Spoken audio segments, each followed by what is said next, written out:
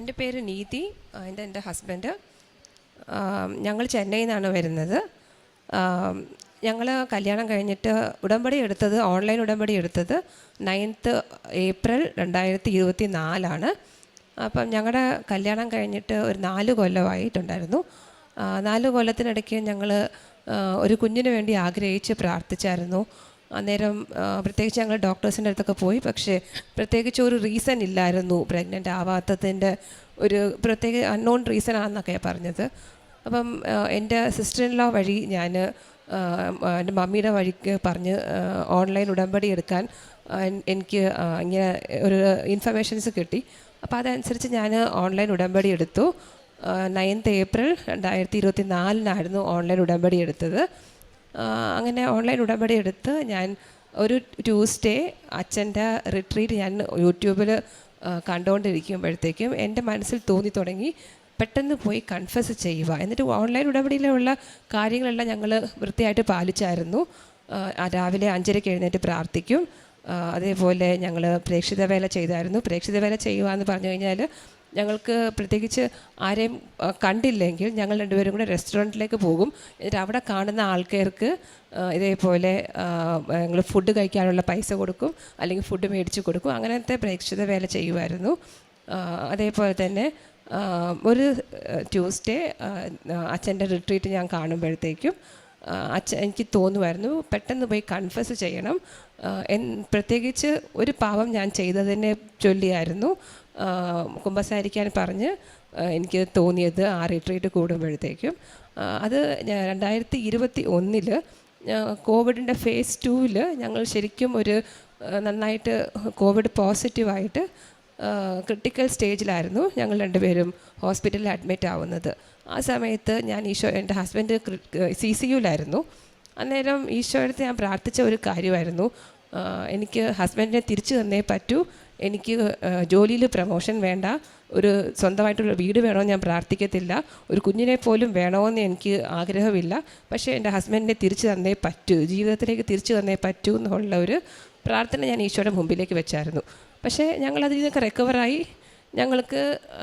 ഞങ്ങൾ മെയ്യിലായിരുന്നു ഹോസ്പിറ്റലൈസ്ഡ് ആയത്. ആ ഒക്ടോബർ നവംബറിൽ എനിക്ക് പ്രമോഷൻ കിട്ടി. ഡിസംബറിൽ ഞങ്ങൾ സ്വന്തമായിട്ട് ചെന്നൈയിൽ ഒരു വീടും മേടിക്കാൻ പറ്റി. പക്ഷേ ഞാനപ്പം നേരം ഈശോ അടുത്ത് തോന്നിയായിരുന്നു, ഞാൻ ചോദിച്ചു, ഇതൊക്കെ ഞാൻ വേണ്ടെന്ന് പറഞ്ഞ കാര്യങ്ങളായിരുന്നല്ലോ, പക്ഷേ ഇതൊക്കെ എനിക്ക് തന്നതിൻ്റെ കാരണം എന്നാന്ന് ചോദിച്ച് ഞാൻ ഈശോയ്ക്ക് നന്ദി പറഞ്ഞു മനസ്സുകൊണ്ട്. ആ ഡിസംബറിൽ തന്നെ ഞാൻ പ്രഗ്നൻ്റ് ആവുകയും ചെയ്തു. പക്ഷേ എൻ്റെ പ്രഗ്നൻസി 1 month കൂടുതൽ എനിക്കത് കണ്ടിന്യൂ ചെയ്യാൻ പറ്റിയില്ല. എനിക്കത് എൻ്റെ ഒരു മെഡിക്കൽ റീസൺ കൊണ്ട് എനിക്ക് അബോട്ടായി പോവുമായിരുന്നു. ഞങ്ങൾ ട്രാവലിംഗ് ചെയ്ത് ഞാൻ അറിയാതെ അത് എൻ്റെ കയ്യിൽ നിന്ന് അബോട്ടായി പോവുമായിരുന്നു. അന്നേരം ഞാൻ ഒത്തിരി ഏറെ വിഷമിച്ച് പ്രാർത്ഥിച്ച ഒരു കാലഘട്ടത്തിലായിരുന്നു എനിക്ക് എന്തോരം പ്രാർത്ഥിച്ചിട്ടും ഏതൊക്കെ ഹോസ്പിറ്റലിൽ പോയി ഞങ്ങൾ ട്രീറ്റ്മെൻറ്റ് നോക്കിയാലും എനിക്കതിനൊരു ആൻസർ കിട്ടാത്ത ഒരവസ്ഥയിലായിരുന്നു ഞങ്ങൾ രണ്ടുപേരും. അന്നേരമാണ് എൻ്റെ സിസ്റ്റർ ഇൻ ലോ വഴി ഉടമ്പടിയുടെ കാര്യം ഞാൻ അറിയുന്നത് ഇവിടെ. അങ്ങനെ ഞങ്ങൾ ഓൺലൈൻ ഉടമ്പടി എടുത്തു. 9th ഏപ്രിൽ 2024 ഓൺലൈൻ ഉടമ്പടി എടുക്കുന്നത്. കൃത്യമായിട്ടും ഞാൻ കൺഫസ് ചെയ്ത് 3 ദിവസം കഴിഞ്ഞപ്പം, അതായത് 9th മെയ് 2024 ഉടമ്പടി എടുത്ത് 1 മാസം കൊണ്ട് എനിക്ക് വീട്ടിൽ അത്ഭുതം തോന്നിയ രീതിയിലുള്ള അടയാളങ്ങളാണ് മാതാവിൻ്റെ കിട്ടിയത്. ഒരു ദിവസം വൈകുന്നേരം ഞങ്ങൾ ചായയും കുടിച്ചിരിക്കുന്ന സമയത്ത് പെരയ്ക്കകത്ത് മൊത്തം ഭയങ്കരമായിട്ടുള്ള ഒരു മുല്ലപ്പൂവിൻ്റെ മണവും തണുത്ത കാറ്റും കൂടെ ആയിരുന്നു വീശിയത്. അപ്പോൾ ഞാൻ ഹസ്ബൻഡിൻ്റെ അടുത്ത് പറഞ്ഞതുപോലെ നമുക്ക് ഇതുപോലെ മണം കിട്ടുന്നുണ്ട്, നിങ്ങൾക്ക് കിട്ടുന്നുണ്ടോ എന്ന് ചോദിച്ചപ്പം ഹസ്ബൻഡ് പറഞ്ഞു എനിക്കൊന്നും കിട്ടുന്നില്ല എന്ന് പറഞ്ഞ നേരം.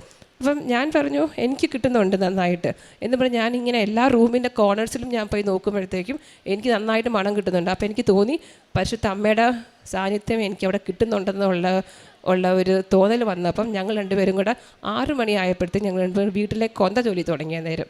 കൊന്ത ചൊല്ലി പ്രാർത്ഥിച്ച് ഞങ്ങൾ എല്ലാ കാര്യങ്ങളും കഴിഞ്ഞ് വൈകുന്നേരം ആയപ്പോഴത്തേക്കും വീണ്ടും എനിക്ക് തോന്നുവാണ്, അന്ന് ഞങ്ങൾ നാട്ടിലേക്ക് പോകാനായിട്ട് പ്ലാൻ എടുക്കുക പിറ്റേ ദിവസം ഒരു സെലിബ്രേഷന് വേണ്ടി.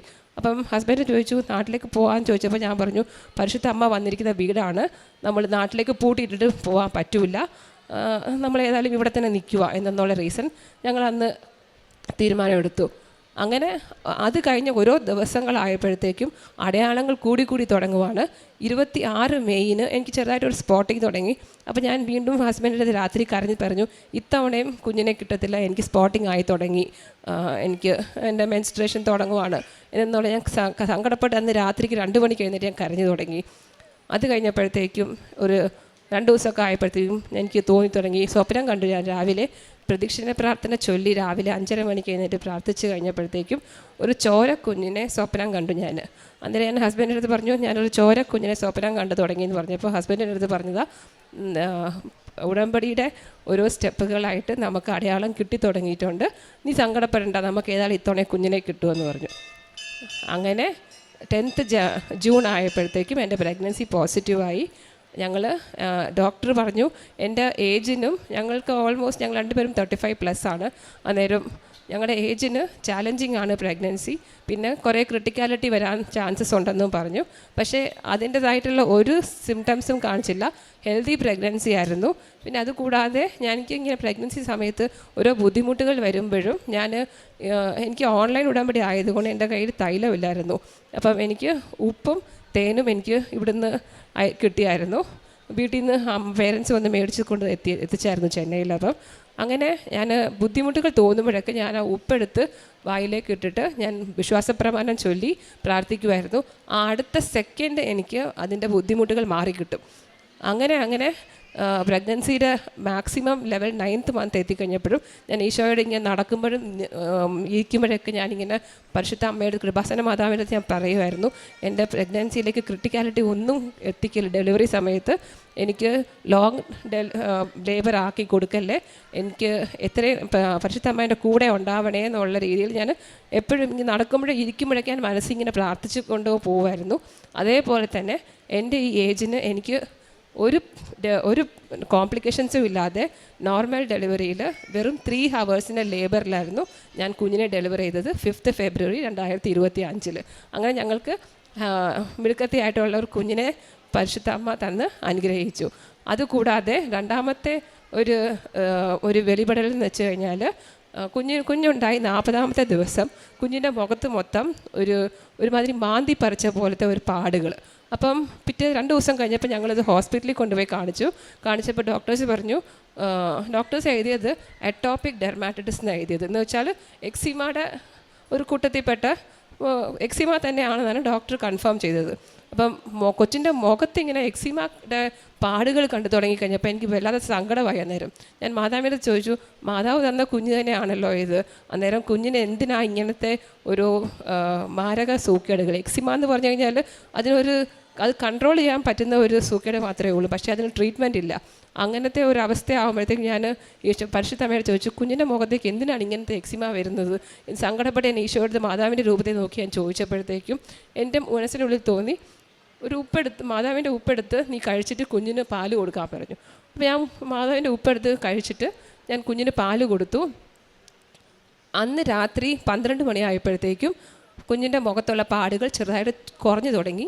ഇതൊക്കെ 2 ദിവസത്തിനുള്ളിലുള്ള സംഭവങ്ങളാണ്. എന്നിട്ട് 3 മണിക്ക് ഞാൻ വീണ്ടും എഴുന്നേറ്റ് പാല് കൊടുത്തപ്പോഴത്തേക്കും ആ പാടെന്നുള്ള സംഭവം ഇല്ലാതെയായി.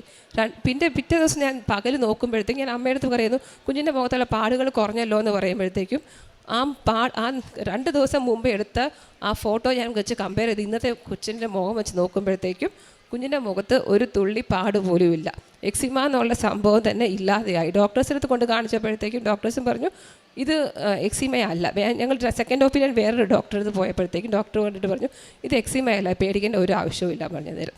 അങ്ങനത്തെ രണ്ടാമത്തെ ഒരു അത്ഭുതം. അന്ന് രാത്രി തന്നെ ഞാൻ പരിശുദ്ധ അമ്മയെ വിളിച്ച് ഞാനിങ്ങനെ സങ്കടപ്പെട്ട് പ്രാർത്ഥിക്കുമ്പോഴത്തേക്കും അതേപോലെ തന്നെ മുല്ലപ്പൂ ഞാൻ കൊച്ചിനെ കൊണ്ടിരിക്കുന്ന ആ സ്ഥലത്ത് മുല്ലപ്പൂവിൻ്റെ മണവും തണുത്ത കാറ്റും കൂടെ എനിക്ക് അനുഭവപ്പെട്ടു. ഇപ്പം ഞാൻ ഇവിടെ വന്ന് ഇരുന്ന സമയത്തും ഞാൻ ഹസ്ബൻഡിനെ പറഞ്ഞു, എനിക്ക് മുല്ലപ്പൂവിൻ്റെ മണവും തണുത്ത കാറ്റും കിട്ടുന്നുണ്ട്, നിങ്ങൾക്ക് കിട്ടുന്നുണ്ടോ എന്ന് ചോദിച്ചപ്പോഴത്തേക്കും ഹസ്ബൻഡ് പറഞ്ഞു എനിക്ക് കിട്ടുന്നില്ല. പക്ഷേ എനിക്ക് അവിടെ ഇരുന്നപ്പോഴും എല്ലാവർക്കും ചൂടെടുക്കുക, പക്ഷേ എനിക്ക് അവിടെ ഇരുന്നപ്പോഴും തണുത്ത കാറ്റ് കിട്ടുക, മുല്ലപ്പൂവിൻ്റെ മണം കിട്ടുമായിരുന്നു. ഈ അടയാളങ്ങളായിരുന്നു എനിക്ക് കൃപാസന മാതാവ് വഴി ലഭിച്ച ഏറ്റവും വലിയ അനുഗ്രഹം. ഈശോയ്ക്ക് നന്ദി. നിങ്ങളെക്കുറിച്ചുള്ള പദ്ധതി